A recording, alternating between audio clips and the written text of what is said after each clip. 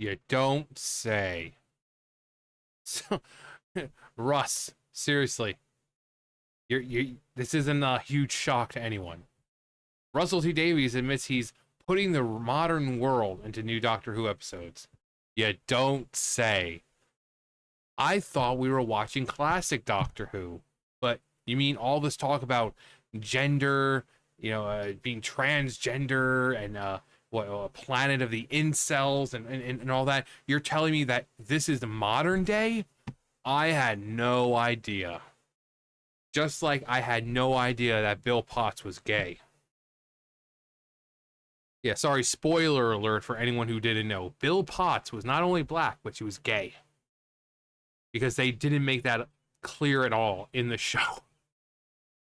But Russell T Davies admits he's putting the modern world into new Doctor Who episodes. As if we didn't know that already, Russ. Russell T Davies admits his lazy problems with writing current Doctor Who in a new interview, as he stated, "I absolutely believe in putting the modern world into every drama I ever write." Which means viewers can expect Ncuti Gatwa's season 2 to delve even more into extreme leftist politics. Because having an entire episode dedicated to anti-abortion or pro-abortion and all that. Because that's what we want when we watch Doctor Who. That's what we want. Well, not when we watch. Because no one's watching this show anymore. Over the weekend, season 2 of Doctor Who is on Disney Plus. Era premiered with the Robot Revolution, talking lazy modern concepts such as AI generation and Planet of the Incels. To read like some activists on Reddit wrote the episode rather than a professional science fiction writer. The result was the lowest rating in Doctor Who's history. 60 years, not 16, 60. 60. The result was the lowest in Doctor Who history, and the episode garnered over only 2 million views. While the first season of Ncuti Gatwa's run posted ratings that flirted with this number, Doctor Who is possibly going to dip below those numbers for the first time. It's all because of the rampant identity politics and ham-fisted messaging that's making the show impossible to watch for normal people. But they don't want normal people, like normal fans, they don't want you to watch it. This is all for the people who think like them. If that means saying fuck you to every other normal fan who's liked the show, they don't care. They don't care. People who have acknowledged that, yes, Doctor Who has always had political messaging, but this guy used to have really good episodes with messages. So even if you didn't agree with them, you still like the episode. Nowadays, it's just in your face and it's shoved down your throat. So this man is incapable of writing those kinds of stories anymore. It's like, how do you get worse with time? He's been doing this for ages. How did he get worse? Russell T Davies admitted he was doing such intentionally in recent interview with Parade, saying, "I absolutely believe in putting the modern world in every drama I ever write. If I was writing a Dickens adaptation, I have put Shakespeare on screen. I've done a version of Midsummer's Night Dream for BBC One, and I was absolutely redolent on the present day. It was strange about the rise of fascism. It was strangely about the rise of fascism, which I can't think how that plays in the modern venue at all. And so it's something I don't even need to think about. It's how I live. It's how I breathe." So this dude is an activist. He's breathing modern day politics. It's what I think writing is for. So now in 2025, we have a robot story.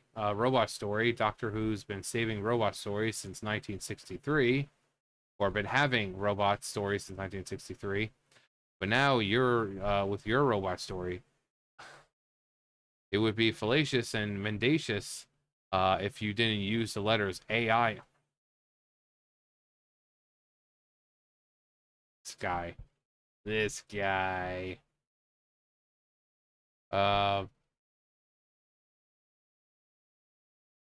when asked if he'll be continuing the show, he vaguely refers to later seasons, but leaves doubt as whether it will come to fruition, saying, we'll always look ahead to the future if we get the chance to keep running. I hope not. I've got ideas. Oh, I'm sure you do. I think I'll do that near season 4, if it even makes it that long. And that's always the way I've worked on things. So yes, I could promise you amazing stuff at the end of season 4. Yeah, I doubt that. Yeah, because what you're promising uh amazing stuff at the end of season 4. Well, why aren't you giving us amazing stuff now, Russell? Why are you waiting till possible maybe a season 4?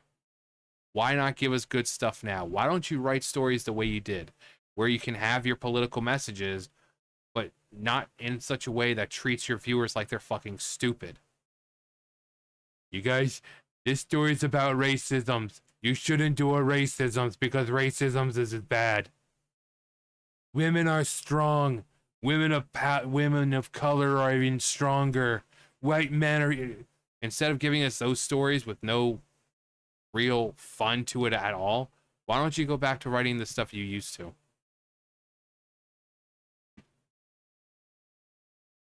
Can you do that instead of saying, "Oh, we got amazing"?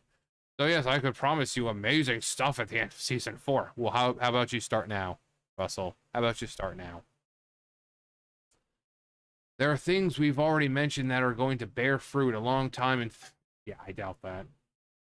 So that's just the fun of it. That's the fun of Doctor Who. But to say again, it's the pit stops along the way. It's the friends we make along the way. It comes as no surprise that Davies is lifting plots directly from modern culture and not even trying to file the serial numbers off. Given the current ratings, they're not likely to get the chance to keep running, but Russell T Davies is going to continue on the same track that's making the show a failure.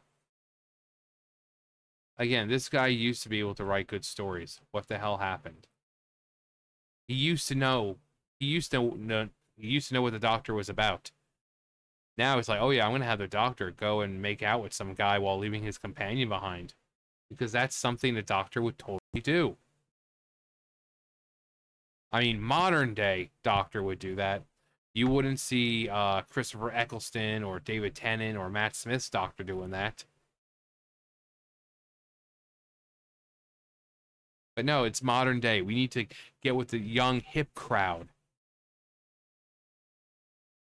who are all about sexual exploration and you know, living your best life. And if the Doctor wants to go make out with a dude and forget all about his companion who's possibly in danger, then he can do that. It's his life. But apparently those types of stories aren't resonating very well because the lowest views in 60 years. Again, 60. 60. 6 decades. Lowest ratings. Just shows once again it's easier to tear something down than to create. They took 60 years of legacy, of history with Doctor Who that took forever to reach the point it's at, and they're tearing it down so easily. So easily. So, I really hope you're happy, Russell. You seem to have a passion for Doctor Who back then. What the hell happened? All right, so we have every Russell T Davies Doctor Who episode ranked. Really don't care, you know, what thing they're in. Just kind of shows what kind of you know, what he was able to do in the past. We got Love and Monsters, Tooth and Claw, which fairly interesting. Planet of the Dead, The Long Game, John Sims. Or no, actually that's yeah, Simon Pegg. Looked like the master there for a second. Kylie Minogue in Voyage of the Damned. You know, her, you know, what happens with her, you're like, oh my God. New Earth, Gridlock, one of my favorites, got the face of Bo. And then there's like this moment where he's like hopping from car to car or ship to ship or whatever, and there's like one that's a woman and like a guy who's like cat, and they have like little kittens, and there's like a behind the scenes thing where he's like playing with the kittens and all that. But Gridlock, one of my favorites of so the Makra. Yeah, the giant like crab things that like live in the fog, the smog below. And they're like Aliens of London, World War III, End of the World. Great episode. Yeah. A bitchy trampoline named Cassandra. Yeah, she's just like nothing but like paper thin. She has a face. That's all she is. The Next Doctor, where he meets this guy who thinks he's the doctor, but he's not. The Waters of Mars, Runaway Bride, first meeting with Donna, Partners in Crime, Smith and Jones, Rose, just Rose, Boomtown, Christmas Invasion, really good. Utopia, we got Master right there. Or, he doesn't know that he is. The Master Reborn.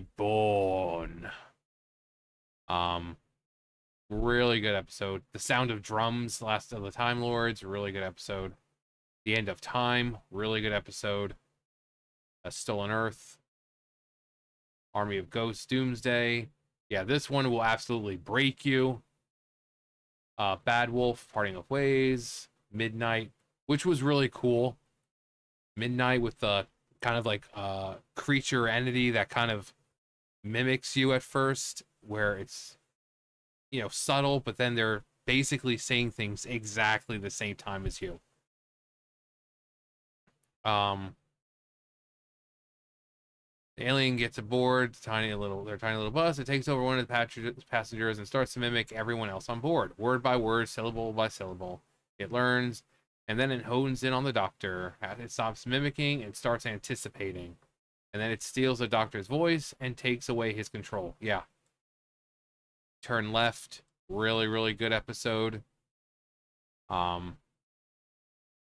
These were the Wilf. Wilf. But these are the episodes he used to write.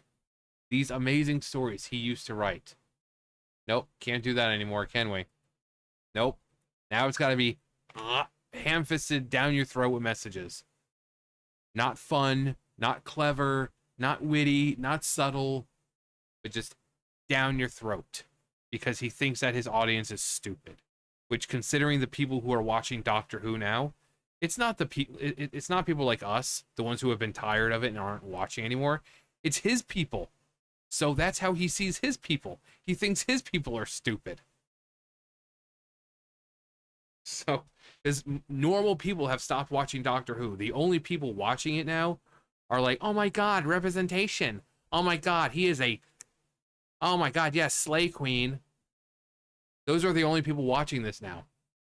Every other normal person's tuned out. So the only people watching this now are like his type of people. So he's basically saying that his people are stupid because he treats them like they're stupid, which, whatever.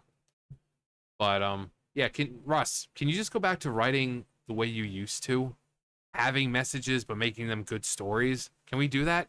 Can we do that? Or is modern day too strong of a force for you and you can't overcome it and you feel compelled to write shit stories? So, but you just do you, Russ. You do you. Because it's modern day. Fuck anything else. It's modern day. If you want to write crappy stories with ham-fisted political messages, you go ahead and do that. No one's watching anyway. Anyway, that's going to do it for me. You guys know the drill. I'll see you guys later. Bye, guys.